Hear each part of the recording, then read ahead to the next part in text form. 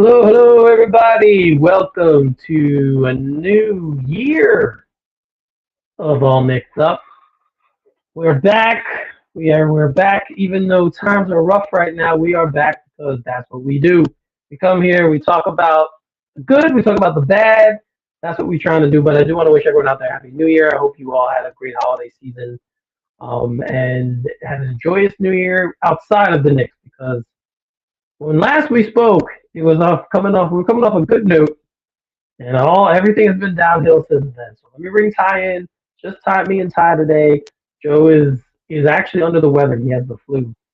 There's a dirty flu going around out there. So Yeah, it he is. caught it. So there we go. All right, brother. So how are you? Happy New Year to you as well. Happy New Year's to you as well, and all of the old Knicked Up family. Happy New Year's to everyone. Yes. So it's New Year, and not exactly the new Knicks. It was they're more like the old Knicks since Very when the calendar has changed to 2026. Bit of a rough patch right now the Knicks are going through. I'm trying not to overreact to it. I'm trying to say, just a bit of a bump in the road. I'm trying to trying to just take it for what it is. But a lot of this did stem from the NBA Cup. Now, of course, the schedule surrounding the NBA Cup is a different one. There's a little bit of a wrench into everything, to the normal routine that these guys have. Obviously, um, it's not usual to fly to Vegas during the season to have a mini tournament that you want to win and have to come back to playing your normal schedule. So I think that's a part of it. But Jalen Brunson said there wasn't a cup hangover. Do you think there's a little bit of a cup hangover? And are you alarmed at what's going on? Well, I don't want to call it a cup hangover because to me that means that you were celebrating too much the cup, and all of a sudden now you rested on your laurels and you're not doing anything else. I just think there's aspects of that that's true. The schedule has been brutal since the cup, and the Knicks are pretty much. I mean, they were on a very hot streak moving in, entering into the cup. So they had to win some games along the way. Some tough, some. I don't think nothing was ever easy, but they had a live streak going on their way into the cup. I think 6 or 7 games straight they had won. Then they get to obviously they had a tough game against Orlando, and they proved to overthrow them. And now all of a sudden they get into San Antonio, a game also that they had to come back. I think we lost Eric a little bit, or maybe we moved. But either way, it was a time in which the Knicks got into San Antonio, and that was a hard fought game. It wasn't like the Knicks just came in and just blew both those guys out, those teams out. I'm sorry. So when you look at that aspect of it all, the Knicks they should be tired. That's the way I look at it. They went back and they think they flew into Indiana not too long after that, the Cup Series, and in doing so, Jalen Brunson obviously wanted that game. That game also came down to the wire, and Brunson infamously came in and said, to Mike Brown that he was going to win the game for the Knicks. So we've seen them actually go through quite a bit. I was just saying, Eric, about the schedule. I do believe had a lot to do with as far as what they're going through. Just highlighting the fact that when we look at them coming into the Cup Series, they were on a good winning streak. Although it was not an easy route to get there, they were still on a hot winning streak. They got a tough battle with Orlando, although they came out on top. Then we moved forward to San Antonio, another game that was hard. It was wire to wire for a little bit. And then the Knicks bench came in and provided a great spark that allowed the Knicks to actually move forward and win that game. So then moving on after that, they had Indiana Pacers. And that was a game, that clearly Brunson was locked in and wanting to win. He infamously went to Mike Brown and said, I'm winning this one for the team. But that one also came down to the wire. So the Knicks have never not been in a bar fight. When you think about how they got the record and where they are now, they've been battling. So there's been no easy road. So I think when you look at that aspect of where the Knicks are now, and fatigue plays a part, that schedule is brutal for anybody who wins the cup. I think they need to start working on tweaking that a little bit, not just for our Knicks, but any team. I think you become a disadvantage winning that thing because the road moving forward is not pretty at all from what we've seen. I was trying to recall back, but I've not paid that much attention to the cups. I don't know if Milwaukee went through the similar thing when they won, and whether the Lakers also went through something similar when they won. It may just be, a cup drought more so than, hangover in a sense. Because Mhm. you're exhausting a lot. That was a very competitive game. Those two games were two of the best games I've seen all year. Not just because the Knicks were in it, but that Orlando game and that San Antonio game, that was some of the best basketball. When you think It about, was. you know, it was nothing easy. So, I think the Knicks are, and I'm not panicking. To me, it's just a part of the season. Only Michael Jordan, I think, during his second stint from retirement, had an absurd record where he didn't lose 3 games in a row for like 3 years. You know, Right. that's elite company. You're going to go through stretches where you're going to have losing streaks. You are obviously in January. These are some of the dog days of the season. Almost to the halfway mark. I have concerns, but my concern is not about so much as the team in a sense. Um, we'll talk about them, but Karl Anthony Towns is my concern. That's really my concern, and that's been all season, not just because of the cup. Yeah, we'll get to that in a bit. I do think, I mean, to answer your question, yes, both the Lakers and the Bucks did struggle coming out of Mm, the NBA Cup in the past 2 years. They both had, I think the Lakers won 6-5 or something like that, and the Bucks were either 5-5 or something like that in their 10 games mhm, following. The Knicks were 5-5. They're now 5-6. They lost since they lost the fourth game in a row, but they were, if you did the 10 game things, they were also 5-5 post NBA Cup. So mhm. I do think there's something to it. Like I said, I think athletes are creatures of habit. And when you throw something like that into the mix, a little bit of a different feel. And then, like, let's be honest, you're winning something, so you have the euphoria of winning, and then you have to go back to just playing your normal regular season. It can throw a little bit of a wrench into your emotions, and Mhm. it could be hard to sometimes to adjust to getting back to playing in that specific style. So um there have been some alarming trends. I think defense has probably been the most surprising thing Big time. for me. Um I mean, it's crazy to think, as great as Josh Hart is and his energy is, it's really crazy for me to think that he is that important to what they do defensively, that without him they can't play it at all. Because they're giving up points like, they're literally handing them out. Yeah. Like, it's unbelievable how the points they're giving up. And there's structural things wrong with it. I think there's personnel problems there that we have to talk about, get into a little bit. Mhm. I do think the tinkering of the lineups and Brown giving guys an opportunity, I think that's great on one hand, but this is the growing pain part of that, right? If you're Mhm. playing around with guys and you're trying to develop young talent, you're also trying to win. This is the part where sometimes balancing that can become tricky, True. because you want to give these guys the opportunity to play meaningful minutes as Mhm. well, and that might be antithetical to trying to win a game that you should win. Now, some of the losses that, I mean, the Detroit loss, that might have happened if the Knicks were playing at their best. We could be honest about that. Yeah. That game was a big game. Um, they were on the road. The Knicks were on the road. Uh, I feel like that could have happened even in the normal course of play. I don't know if it would have been that big of a blowout, but I feel like that's something that could have happened anyway. Detroit, as we know, based off last year's playoffs, they're trying to make a statement. They were Mhm. trying to make a statement that, yeah, we're the better team.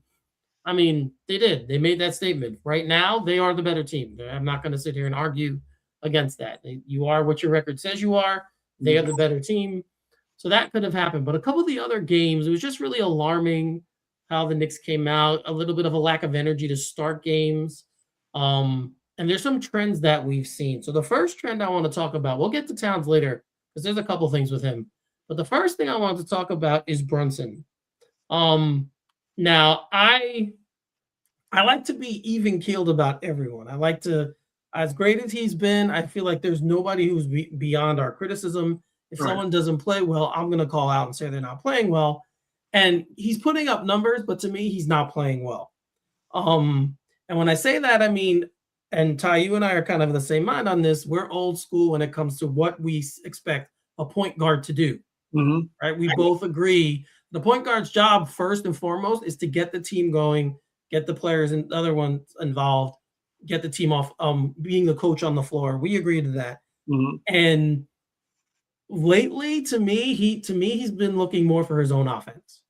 To me, he's been looking more to score. Now that could be because the other players just aren't playing that well, and he feels, damn, if they're going to play like this, I might as well get my shots. That could be. That could very well be the point, the way he's thinking. But that bothers me too, because as the team captain, your job is to try to make sure that everybody else is on the same page and you're getting everyone shots and getting them in the offense and in the flow of the game. So that's what I've seen from him. To me, he's been a little bit more shot hunting. I definitely thought on Monday he was trying to prove that he was better than Cunningham, especially in that first quarter. Both of them were going back and forth. Mm-hmm. I know you said you didn't see the game, so I don't know if you went back and watched it, but that's what I saw from that game. But how do you feel during this losing streak? How do you feel Brunson has played, and what's your take on the way he's been playing recently? Well, first and foremost, I think they've all played terrible. I don't think that it's, we can isolate certain players and start highlighting that, oh, he was this, whatever.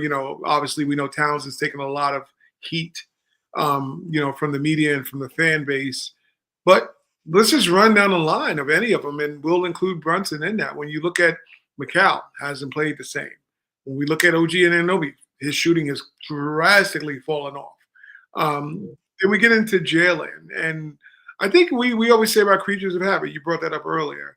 When you look at Jalen Brunson, what is he known for? He's more of a lone wolf offensive dude. That's what he is. He's a scorer. Yeah. He's one of the best isolation players I've seen. I'm just saying, out of all the basketball I've watched, he's just that damn good. He's an elite isolation player, and he gets the job done. So I think it's like what you do. What do you normally do? What anyone does. You rely on what you're good at. You go back to your strengths and what you believe got you to where you are today. But Jalen, it's him. He's carried the team before. He resorts back to his isolation play. He's fantastic. Like I said, he's one of the elites. So he knows that he can go get 40 or 50. He knows that, okay, you guys you're shooting like crap. I'll take every shot now. And I think that has a little bit to play into it. But we're going back to what we talked about, point guards. When I think of a point guard, I grew up idolizing, loving Magic Johnson. That's what it was. Point guards that scored when need be, but made sure everyone was involved. I just think with this Knicks team in general, you have guys, Carl being one of them, McCall being another, where you can see a guy like Tyler Kohler comes in and they are having totally different games when he's playing point, because he looks for those guys and they know he's going to defer. When you got a guy like Brunson, who's a unique person, a unique talent, so you can't say, give me the ball, because he's like, well, what the hell? I'm going to give it to you. I'm shooting 50. I'm shooting 40 from three. I don't need to pass it to you. I can do what you can't do. Not saying that that's got to be his wiring. More so, I don't know if it's going to be his spoken leadership to say that, to like son somebody, so to say. But I think he has that, like, prove to me I should give you the ball. That's a Kobe Bryant. He idolizes Kobe. So that's a Kobe. Why should I pass it to you if you're not going to do a damn thing with it? Jalen's just a little bit maybe snarkier or quiet about it. I think that's what he's resorted to. But he's got to look at the totality of the team and say, who else needs to eat? Because right now we're at a buffet with no plates. Like, you can't eat it all with your hands. So he needs to look around and say, hey, maybe I got to get Carl a couple touches here in the paint. I got to get him in a pick and roll situation. McCall, maybe we got to run you off a couple screens and get you open, or you flare out. Let's get some fast break activity, which is another thing. They're not fast breaking or moving as fast. That's a good point. Issue with the Knicks right now. So that's another thing, like needing to get out in transition, making quicker shots. Oh, gee, maybe, you know what? Maybe I get into the paint. You cut to the basket. Maybe we can get you a lob. Maybe we can get you an easy and one.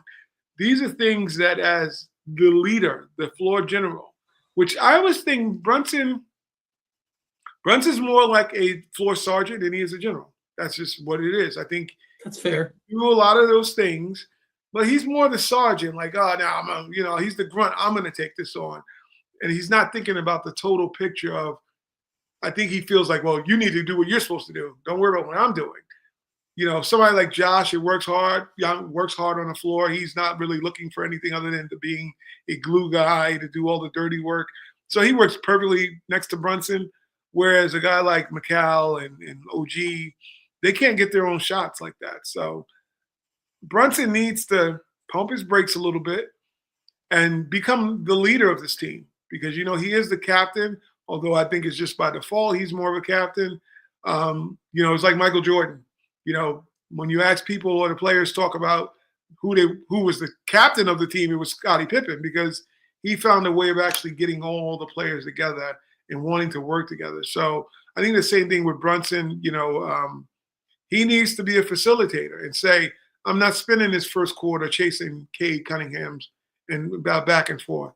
What I'm going to do is find a way of Carl has not gotten his game going. They're physically taking Carl out of the games. He needs to get some easy buckets to see that ball going through the hoop a couple of times. Same thing with McCall. You can't expect these guys to just sit there and watch and do the Iverson treatment because they don't have those Tyrone Hill kind of guys that don't look to score. George Hill's.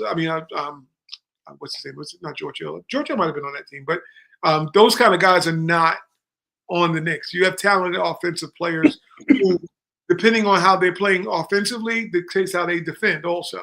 So you need to be smart enough to know, and I know he's not a dumb player, but he's got to say, let me take these horse blinders off and start looking around and trying to figure out a way of getting all these guys going because it's to benefit him. He can get 40 every night. Scoring is the easiest thing Jalen Brunson can do. That's true. He's so talented. He can walk away with 40, 20, 35 in a quarter. It doesn't matter. I don't think he needs to go chase that early because he can get it late in any game. And the bottom line is that you're there really to close out the games more so than you're there to set the pace of scoring, in my opinion. I agree. That's kind of what I was alluding to, that when things are going great and everyone's getting eaten and everyone is playing well, he can kind of do that and it doesn't go noticed. But there's two guys on the team that are going to the eyes are always going to point to them. Brunson, we were talking about, and we're going to get to Towns in a minute. So those are their two all-stars, right? They're two all NBA players. They're two all-stars. Those are the guys who are expected, when the team isn't performing well, they're expected to raise their level of play and play better. And Brunson, like I said, he's still been able to get his numbers, hasn't been as efficient. That's one thing I've noticed, and that's been all year. He's still been great, but he hasn't been as efficient this year. And Towns has really had a problem the entire season. I don't know. It's weird to hear him still talking about in interviews and things, saying like, yeah, I'm still not sure what I'm supposed to be doing in my role. Like, I'm still not sure what my role is on this team. And him saying that he's had to sacrifice. Yes, the coach said it as well, but he did say, yes, Mike Brown said, I'm making the biggest sacrifice. When watching the game, I'm trying to see what's different, but I don't know because I don't know what system they're running. So it's hard for me to see, okay, last year they did this, and this year they're doing this. And maybe I just don't have a keen enough eye to catch it. But I do notice a couple things about him this year. One thing I'll say is he seems clumsier. And yes. I mean, he's not a graceful player, right? He's very rugged, very robotic in a lot of sense. Like his game is more based on his strength and getting to the basket and doing things like that. And he's always had the thing where he's made shots or taken shots and fall down. This year, though, I feel like that's happening before he even gets in the air. Like before he even gets to that point, I feel like he's slipping or something weird is happening with him. That's one thing I've noticed. He seems a little bit more clumsier this year. The other thing I've noticed, and I didn't see this last year, but you brought this up. You brought up Jeff T talking about it. I am seeing it this year though, that when things start going bad, he goes in a shell. He goes into the shell, and it's hard for him to come out of it. Like some guys could go into it for a little bit and come out of it. With him, and I'm not saying he's not trying, because he is. I don't see it as a lack of effort. I don't see him not making attempts at doing things. I just see it as the reactions are a little bit slower. And maybe is that because he's thinking a little too much? Like, oh, I'm supposed to be hearing this.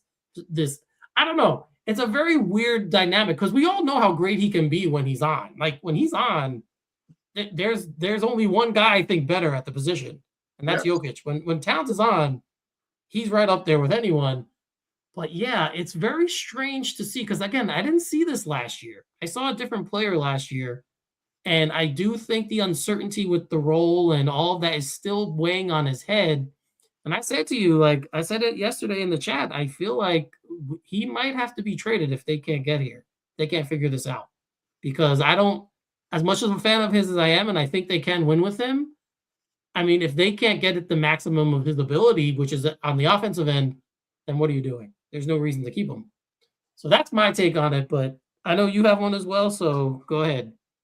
Yeah, Carl is. I've called him Carl more than I've called him Cat. Carl the man, and I think Carl's a nice dude. He seems like a very good dude. Right. He's a mama's boy. Nothing wrong with that. They raised him obviously to be a good person. That comes across when you see him in interviews, even when he's being pressed in a way that's annoying. He still finds a way of rising above and having a great articulation with the reporter or the fans. Obviously a philanthropist. We see all these great things about Carl. So it's kind of hard to talk bad about Carl.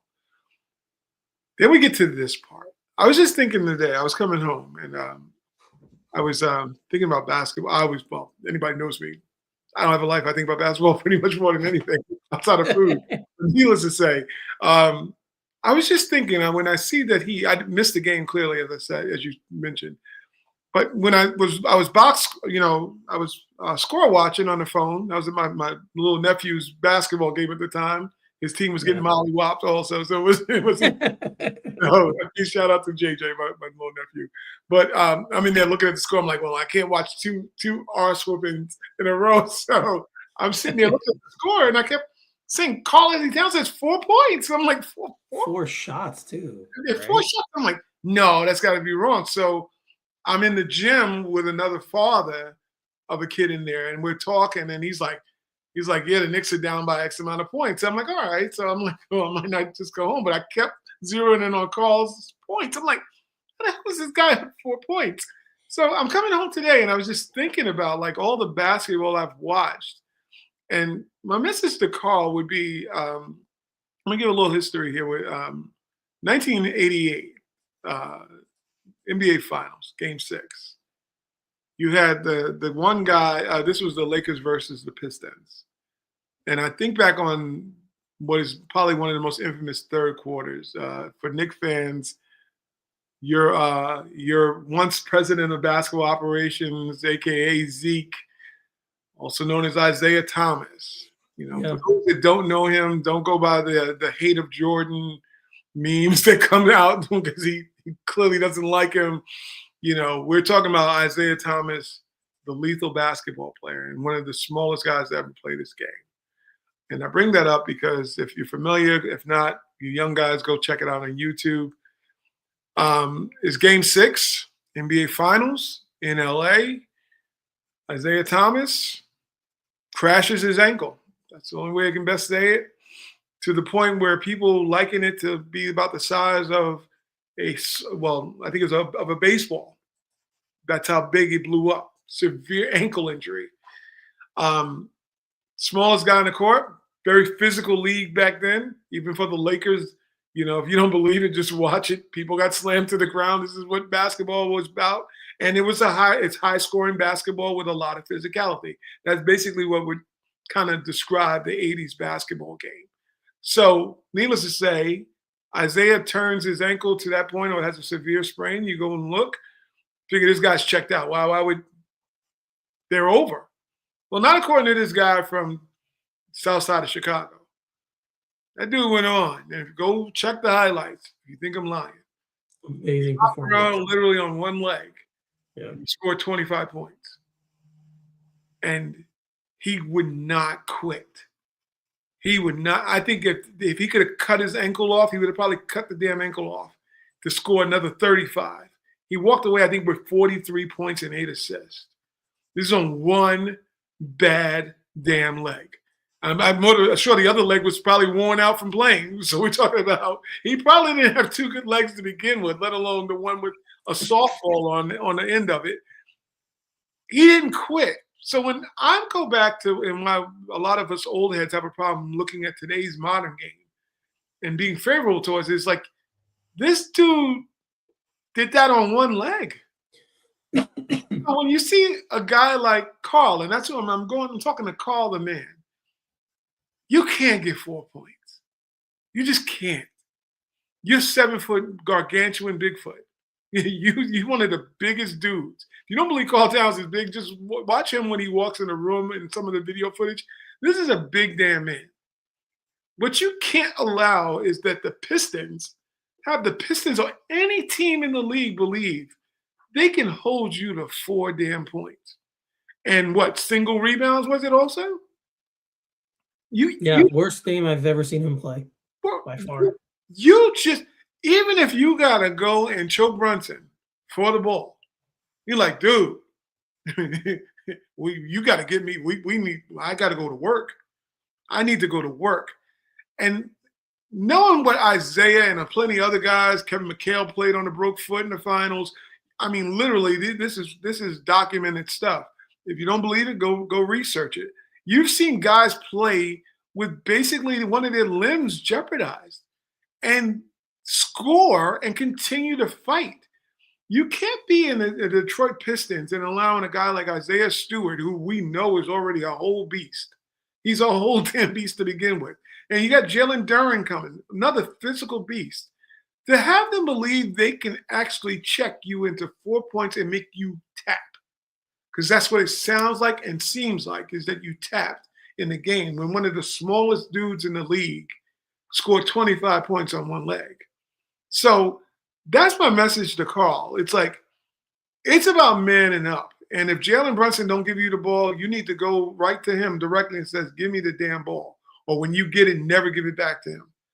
And relentlessly go and let those dudes know they can't intimidate you to the point where you're tapping out and you've checked out of a game with 4 points and single-digit rebounds when you're one of the league leaders in rebounding and one of the better scorers in the league. You're 20 and at least 10 and 12 rebound person. You can't have those pedestrian numbers no matter what, even if you got to earn it at the foul line. The clumsy thing, I think Carl, to me, seems like he is checking out because he's not getting favorable calls. And because of that, he's like, well, screw it. I'm not doing anything. I don't want to play anymore. That's what it looks like. It was like, I don't want to play with this anymore. You know, they're not going to give me the calls. I'm not getting the ball also. I'm checking out. You can't do that. Because once teams know that, and I think that's the trend that's been happening with them, guys are playing them more physical. They're bumping him off. He's not that graceful to begin with. And it's looking worse. And what that's going to do is that if your confidence is relying on the referees, then you're not relying on your game. That's where the issue is. You're relying on the refs and not your talent. Because there's some games we've seen during the year where Carl goes down into the paint and he's just killing it. He looks like Jokic. He looks like he's just unstoppable. And then there's times where we've seen him get on this emotional roller coaster where he disappears. Like I was saying, one minute he's Jokic, the next minute he's Robert Horry. That's the extreme I see with him, and he should never ever be Robert Horry. He should never ever be Robert Horry with all the talent he has. No offense to Big Shot Bob, but he is just that much more talented than most guys I've ever seen. I just think his mental approach is fractured right now. You know, and he's made some bad decisions on the court that have not resulted in what he wants. And when you keep falling out, like, you need life alert, because we every game you're hearing it. You know, the only thing we ever heard was, "Oh my gosh," that's the only thing we ever hear. I think he said. I guess everybody was like, I think the thing that was very telling to me, and I don't know if this is maybe something with the locker also. It was the Brunson post game where he went over to Towns, who was arguing with the ref. And he says, "Come on, man. Cut it out." And I'm like, wow. Even if you felt that way, I don't know if you do that in front of the referee or in front of the camera. But I think they kind of grew tired of hearing that too. Like, come on, let's move on. We have to do better, or you have to do better, one of the two. So I'm concerned mentally with Carl because if he comes out tonight's game with anything remotely soft looking, because that's what it looks like. I don't know if I don't know how that's going to work because Julius gave the finger, as we know, and Julius was a rough, rugged player. So I don't think New York fans would look at Julius, I mean, outside of the Spinaroonie, via Booker T. I think other than that, you knew Julius was a physical dude. He was like he was playing football out there. That's part of the problem was he didn't know he wasn't playing football some games. But Sure. you never questioned the toughness or the grittiness or the grime of his game. You question the mentality of his game. Now we're on the flip side with Carl. You don't question the ability, but the mentality of can you be a Rough Rider at the right time, which should be every game.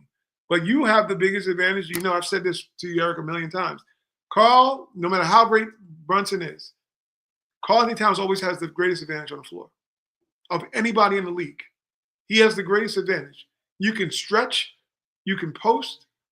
He doesn't have a mid-range per se, but he's the greatest dynamic when you look at the Knicks. When he's activated, there's not an equal to him on the opposing floor. It's just not. It's just the question is, why are we not getting that full version every game? Yeah, I mean, his numbers are down across the board. He's taking 2 less shots a game this year. He's playing 3 less minutes as well. Shooting 47%, which is a career low. Shooting 35% from 3, which is close to his career low.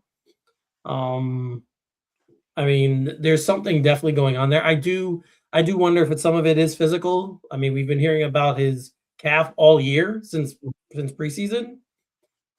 He has sat out some games to kind of help it, so I do wonder if part of it is physical. But there's something strange, and you're right, and it falls on him for sure, but it also falls on them. And I say this all the time: he's not a guard, right? Yeah. Like he's not going to get the ball and bring it. Sometimes he does dribble it up court, but he's always giving it. Dribbling it up just to give it to a guard. So it behooves the rest of the team to figure out, okay, we have to get him the ball as well. The funny thing is, he is taking more free throws this year than ever before, and that's true. That's the funny thing. He is taking 7 free throws a game, which is the highest most he's ever taken in his career. So it's weird that the fouls are the things he complains about because he is getting there. Like you are getting a fair amount. Yeah. I agree, though. I do think there are some blatant ones that they miss, and then there's some offensive ones they call on him. I'm like, yeah, maybe that's a foul, but really, you know. And I'm saying maybe it's a little biased because I'm a Knicks fan, but some of them I'm like, okay, I don't care how biased I am, that is not a foul. But I don't know. But the thing he needs to realize is whether he feels it is or not, the rest think it is. Yeah. So yeah, he needs to adjust, right? Yeah. He needs to adjust.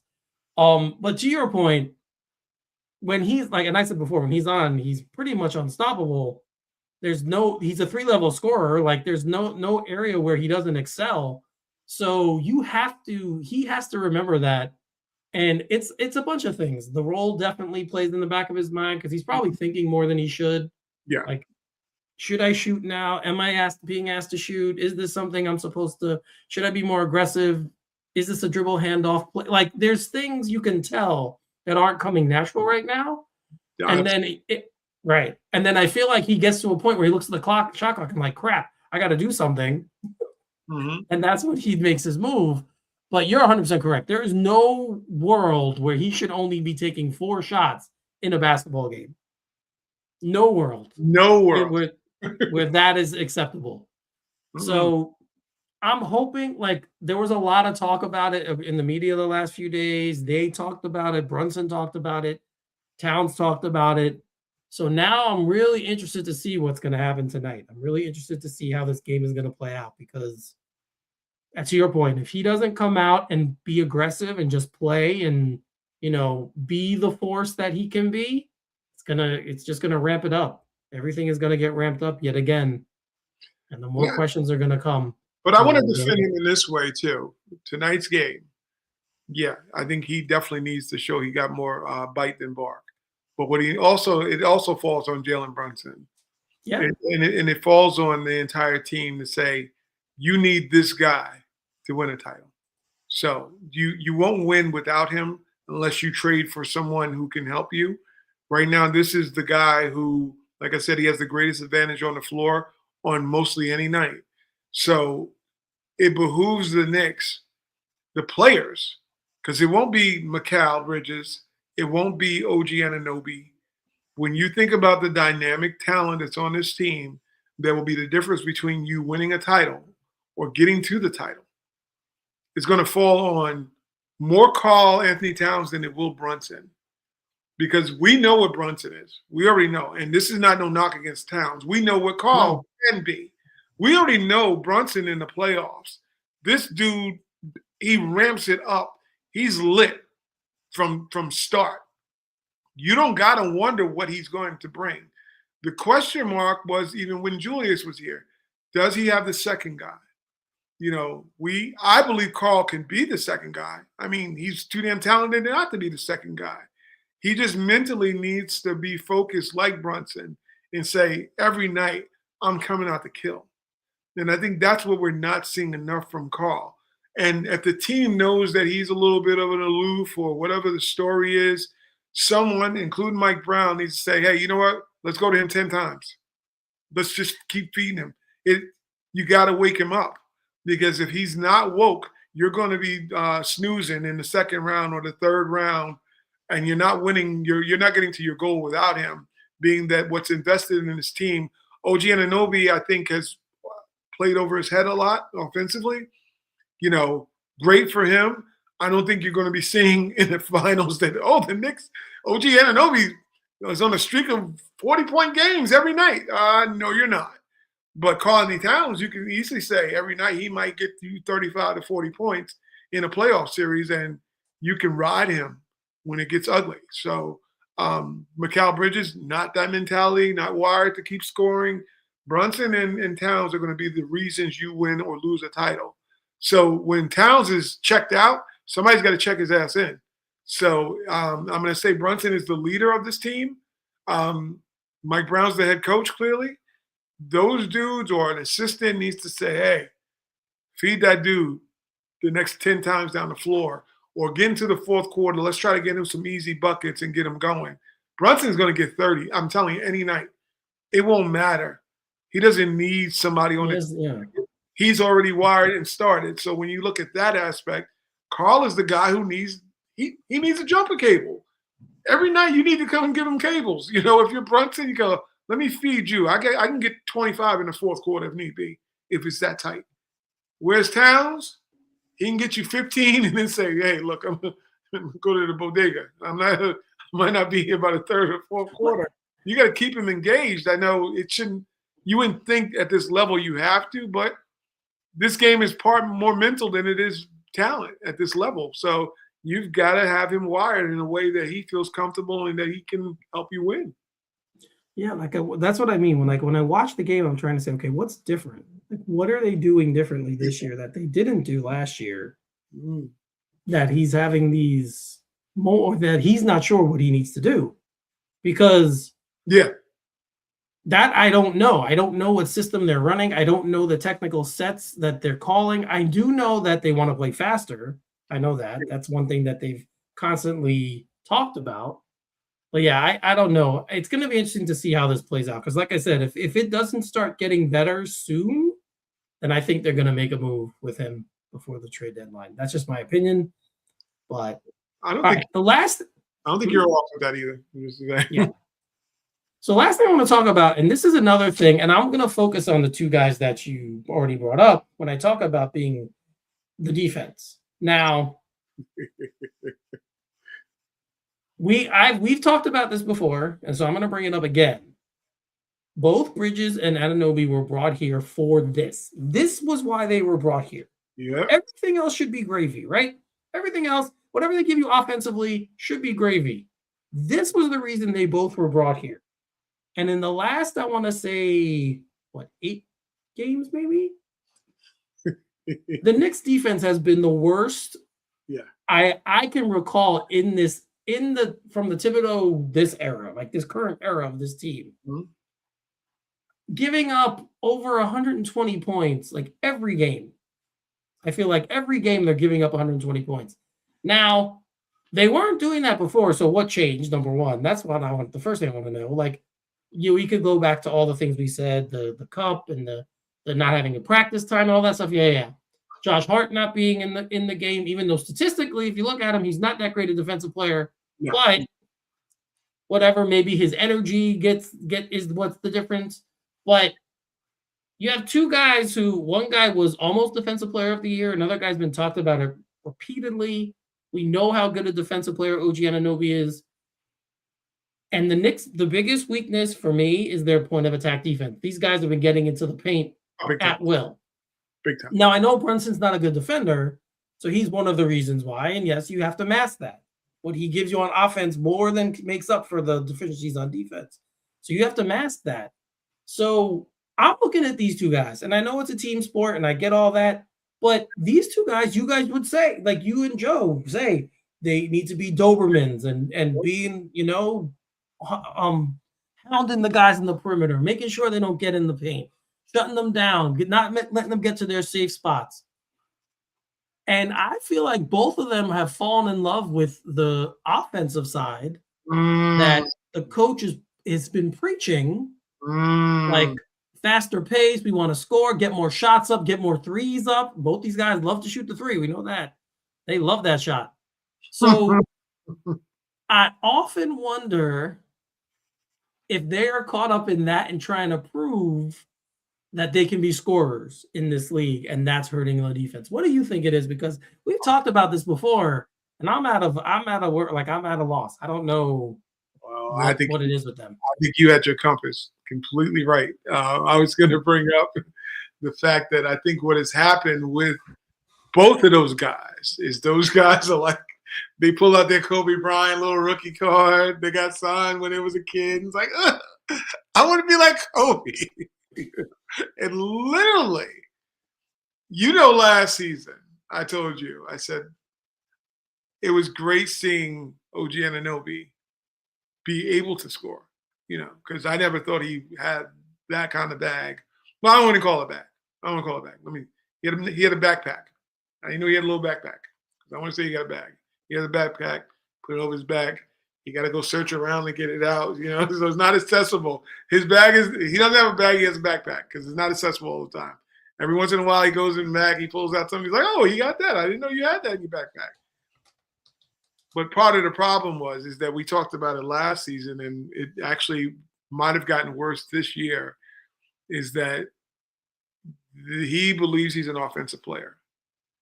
And I'm not saying he can't score. I think he believes he's an offensive player. And when you're wired that way, you kind of abandon the things that you're great at. Now, mind you, he's had some excellent runs defensively. I mean, his steals numbers have been ridiculous during a 5 or 6 game stretch where he was getting 3 steals a game. So he was dialed in on that end. It's not like I'm saying not. However, we're talking about team basketball. The Knicks' goal at the end of the year and moving forward is to win a title. I don't know you win a title if you have OG Anunoby and Mikal Bridges believing that they are 20-point-a-night scorers. If they're wired that way, you look at a team like OKC, it's Shea, it's Chet, and the rest of them dudes. And it's the rest of them dudes, Dort, whoever you want to say, and the rest of Jalen Williams, a little bit wired. Jalen Williams, yep. There's 3 guys that are probably going to score the ball, and the rest of those dudes are role players. I think the problem with the Knicks is when you got guys that got a cachet and a name on the back of their jersey that people recognize, they tend to believe that, it's a lot of hype involved. So there's more ego involved. Those dudes need to be the best 2 defenders on the wing, and that's all they should be doing. And taking shots when open. When you're being fed the ball, it would help spacing a lot too. But when you got these guys coming off and they're pulling up from 3-point range, Mikal Bridges early in the season, he started driving to the basket a little bit more. Now he's resorted more back to the fading away of the basket, like he dribbles deep into the paint only to fade away. I'm like, just do the damn layup, dude. What are we? Why are you playing with your food for? I know. Why are I you playing know. with your food? I never understand that. And that's the same thing with OG. He gets a little bit overzealous on his dribble. You don't have a dribble package. That package went back to Amazon. You don't got a dribble package, dog. Stop pulling out the package. Told you, you ain't got a bag, you got a backpack, and you don't got a package, a dribble package. It went back in the return envelope to Amazon. Stop. We don't want that from you. 2 dribble, pull up, fine. You get ran off the line, 2 dribble, 3 dribble. If you get a dunk, fine. But what we don't need you to do is start getting creative with playing with your food also, trying to get to the basket. You don't got that. You don't got that in your game. So same thing with Macau. You could drive the ball a little bit more. And don't do these little sellies. You're doing this, but then you're fading away from the basket sometimes when you could have easily just did a layup. So I think they're kind of, as my mom would say to us, kind of smelling themselves. I think they're kind of smelling themselves offensively. And they're thinking, oh, I'm Jalen Brunson. No, you're not. No, you're not. I'm calling Towns. No, you're not. That's Right. not who you are. You might aspire to want some aspects of their game, but leave the scoring to the scorers. You guys have always been 3-and-D players. You've been high-level 3-and-D players. Why that they went away from that, as far as the recipe, I do blame Thibodeau last year for letting OG freelance a little too much. They were running the offense through him on parts of the season. They're like, let's get OG going. I'm like, well, why would you get Carl going? Like, why would you not focus on getting Carl going? The guy who needs to be started more than getting OG at the end of the game is not winning you those games. He's not. And it just seems like to me like they've fallen so much in love with the glamour, and then much like the NBA in its totality, they're about the 3 ball. And in baseball, remember it was like, oh, everybody chicks dig the long ball. The long ball, yeah. These dudes dig the 3-point shot, and they believe that they're offensive juggernauts, and they're not. They're not. And then when asked to be a scorer because the other 2 dogs can't score, they're incapable. That's the crazy part about it. It's like everybody thinks that they're scorers until, like now, Karl Anthony Towns suffered or was struggling in the last game. Where was OG Anunoby? Where's this 20 points that you can supposedly throw up? Because you don't got it. Mikal Bridges, you don't got it. These guys don't. Bridges does. That's the problem that bothers me. I have seen Bridges. We have seen Bridges be the go-to guy on a team before. Yeah. Like that's the thing that bothers me with him. Like I know there's more there in his game. We've seen it. We've seen it before. And he, for whatever reason, again, and we were talking about mentality before. Drifting. For whatever reason, now he like. I keep saying he doesn't. The reason he keeps playing every game is because he doesn't attack the basket. So why are you going to get hurt? Everything is a fall away jump shot. Everything is like you said, a jump stop in the lane, fade away. Fade away. That's what he does. He doesn't attack. He doesn't, and he's a good enough athlete to attack. Like, I don't know. But those 2 guys, like, I'll give OG more of a pass because he really has played well this year and on both ends. And I really have seen development and growth in his game. But to me, Bridges has regressed a ton, and they gave up all that draft capital. Like everyone's screaming, "Oh, Giannis, we want Giannis." Well, if you didn't get this guy, maybe you would have had him already. If we didn't give up all our draft capital for him, we may have got. Maybe he's here. He gives off those. It's so funny. Like when I watch it, I was saying about the selling thing that he does, all his celebrations and act like his nose is bleeding, all that stuff. I would think when guys do that you got more of a rugged game. Like your game, like his sellies doesn't translate into his actual game. It's like it's almost like, I hate to say it, but it's almost like front running. It's like you're selling because you're ahead, but where's the dog when you're behind? See that, like when Brunson does we know when he starts doing this, that water's not getting turned off. Sure. He's like, oh, I'm gonna be doing this, and I'm lit. Like he's like, I'm him. What does this even mean? Like, I don't know what that. Oh, it's a bobblehead, something much. Well, his head been bobbled a little too damn much. Take a damn layup, all right? So cut all this That's it. I'm saying it's like front running stuff for me. I mean, I'm old school, so it's like seeing these things. I All mean, right, drive the it is, basket. Like, you but right it's like by the rim. yeah, but your game isn't this. Your game isn't like he went like there's times I catch him like I've seen moments where he slammed the ball on a fast break, and I'm like, all right, Cal, all right, that's what you should be doing. But then there's games where he's like sitting around, and I think the Like I Knicks said, they have two guys like that. I think Carl and McCall, both nice guys, clearly nice guys, but they tend to like have that fragile mindset sometimes about they're not always engaged. Like they have moments, they have a moment you're like, whoa, damn, this is why you got them. And well, then, but then it's lulls in between, like where you're not seeing it enough. I mean, I'm going to push back a little bit because Towns is Towns a perennial. Way more than yeah. But he's a perennial all-star. Like the guy is one of the best players in the game. So yeah. I can't. No, I'm not comparing them. Don't let you. Yeah, okay. I'm not comparing. I'm saying mentally, we have two guys that every night you don't know can be taken out. Yes, I know. Paul wasn't like that last year. That's the whole thing. No, he wasn't. He wasn't like that last year. This year, McCall has shown a tendency in 2 seasons to have these moments where you're like, where the hell is McCall at?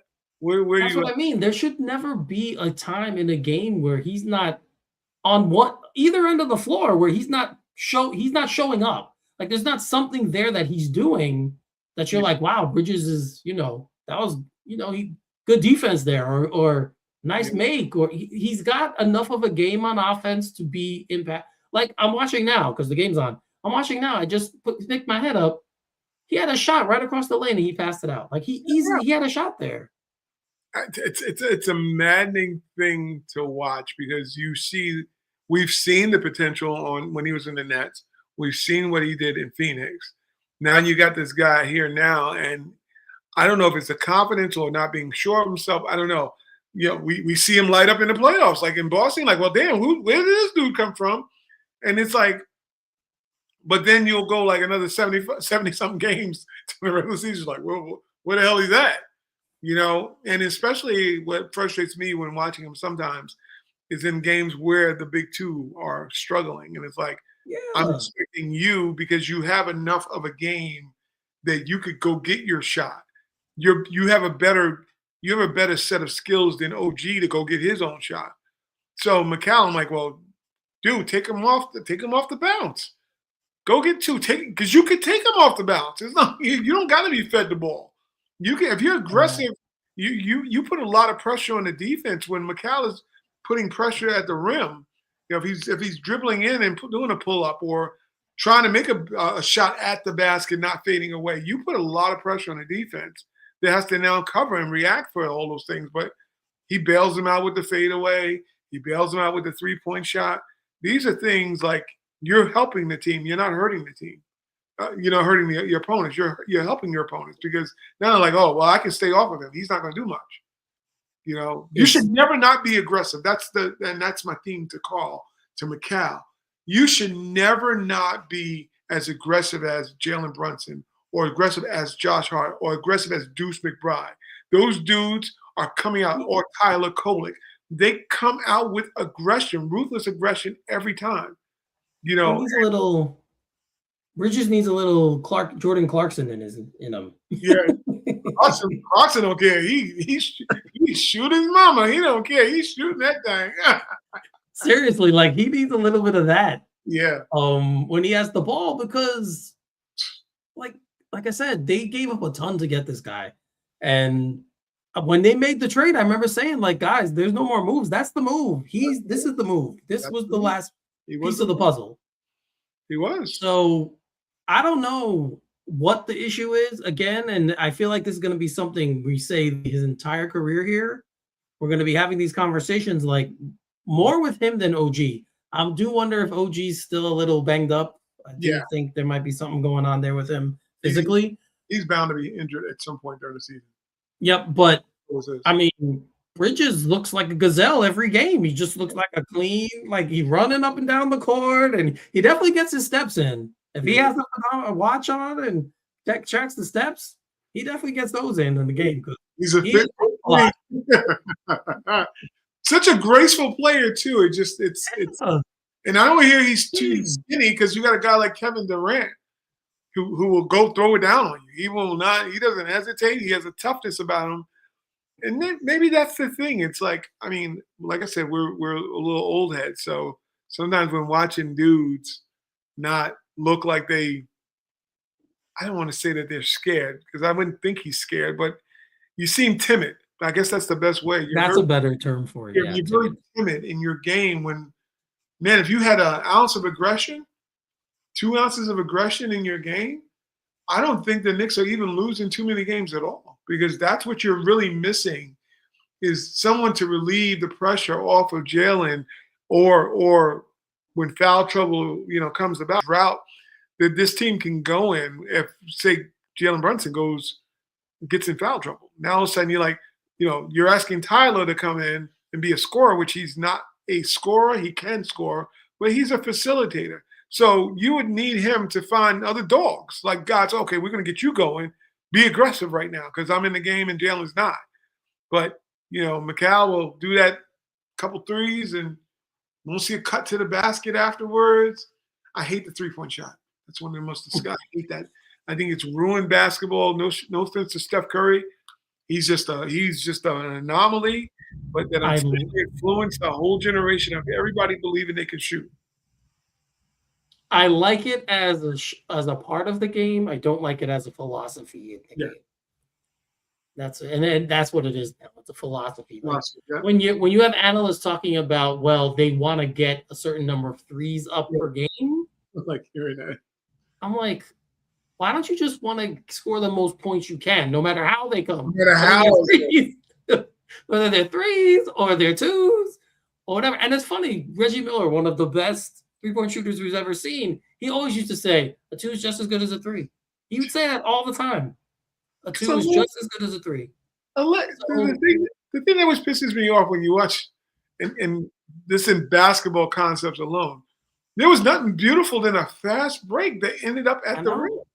And you're watching a three and you're like, now you see these guys, they're running three down and they go to the corners. I'm like, wait a minute. You had a layup. Easy too. And the game was so much more beautiful when you had guys, not every guy could shoot the three. When you had those, or you'll be there'll be, like you said, there'll be a fast break and nobody in the lane. You're by yourself and you pull it up from three. It's the most maddening thing. But getting back to what we were speaking about, the two wings, the wings stopped. The widest wings have been stopped because they keep wanting to shoot those damn threes instead of focusing on what you were, like you said, what you were really brought here for was to let two guys be a dynamic scorer and let Mitchell Robinson not being completely always available, I think is making the defense suffer as well. But in an ideal world, you want it to be Mitchell Robinson at the 5 with the wings and then letting Carl and Brunson cook. But that's never seemed to be the case because it's been like everybody got to cook. No, it shouldn't be that way. You got to get them to buy in because I think the Knicks are way more dangerous when those two guys are dialed in playing defense more so than offense. And then you let those other two dudes cook. And then need be, if there's a drought, you call on one of those other guys to take them to the plate. Yeah, like, again, get your shots in the flow of the offense. I don't have a problem with that. I do not have a problem with them getting their shots in the flow of the offense. But when you're looking now, they're looking to do certain things, dude, you weren't brought here for that. You're here to defend. You're here to shut down the other team's best wing player, whoever it is. Yep. That's what you're here for. Yep. And because, a team with those two guys on the perimeter, there's no way they should be giving up the points that they're giving up. There's no way. Hell no. There's no way that should be happening. And I don't want to hear the Josh Hart excuse. Like I said, statistically, if you look at the numbers, he's not a great defensive player. He's not at all. And that's not knocking because Josh is. I'm not knocking him. I love what he brings, but and now I'm saying that I don't want people to think I'm knocking him. He's just not. Don't mistake energy and effort for great defense. Right. I think that's what kind of gets brought into the mix. But He's not a great. He gets cooked. He talks about getting cooked. He talks about it. It's not me saying it. Watch his show. He talks about how he gets cooked and how he gets embarrassed because guys kill him. They keep coming at him. He's like, just get me out of the game so I don't look bad because the guy's he's eating my lunch. So he knows he's not a great defender. But the two guys that were brought here are elite. They're two of the best wings, the best two-way wings supposedly in the league. Damn, they're outside of what, maybe Herb Jones and Trey Murphy the third. You know, we're talking a healthy Kawhi. And Kawhi, healthy Kawhi has been absolutely ridiculous. But when you know, that's what you're here for. To know that they're doing all this, you're not here to do this. You're not. We don't want to see. And stop doing it anyway because it really looks stupid. I don't know what the hell it is. I don't. It's ridiculous. But this is what I'm saying. Like the Cellies don't match the game. This the nosebleed. Like he went up so high. It's like, dude, you barely got over the round. Let's cut that crap. This totally makes sense because that's what he does, and it's 3, and I get that part where Brunson does that. Totally get it. But these when Melo did it, 3 to the dome. Melo's one of the greatest scorers of all time. Yeah, hit threes. You want to do that? Totally understand. But shade to do that. You have a certain, you doing the nap. Steph Curry's earned the nap. He's earned. Yes, exactly. These are sellies that these guys like. Well, yeah, they're bad men. They should be doing the selling. What the hell they want? But Mikal Bridges, you need a bag. Put on your backpack. You need to put on your backpack too. You don't got a bag like that either. Stop. He does not. No.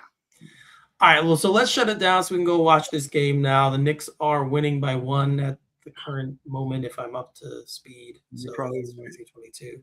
So let's go say goodnight and put a bow on this one so we can go watch the game. We want to thank everyone who watched us tonight. Again, we do this because we have fun, but we also do it because we hope we entertain you guys a little bit and give you a little bit of something to think about, chew on a little bit. Maybe from an older guy's perspective than there's a lot of younger guys that do this. So those of you that choose to watch it, see, you can see mine really right now. Yeah. So we like to bring a little bit of the older perspective. So we love it that you guys watch us, and we hope you keep watching us. Hopefully Joe's back on the next show. We will see. Feel better, Joe. We will talk to you soon. We'll talk to you offline. But until then, guys, for Ty, I'm Eric. You're watching All Knicked Up, and we'll see you next time.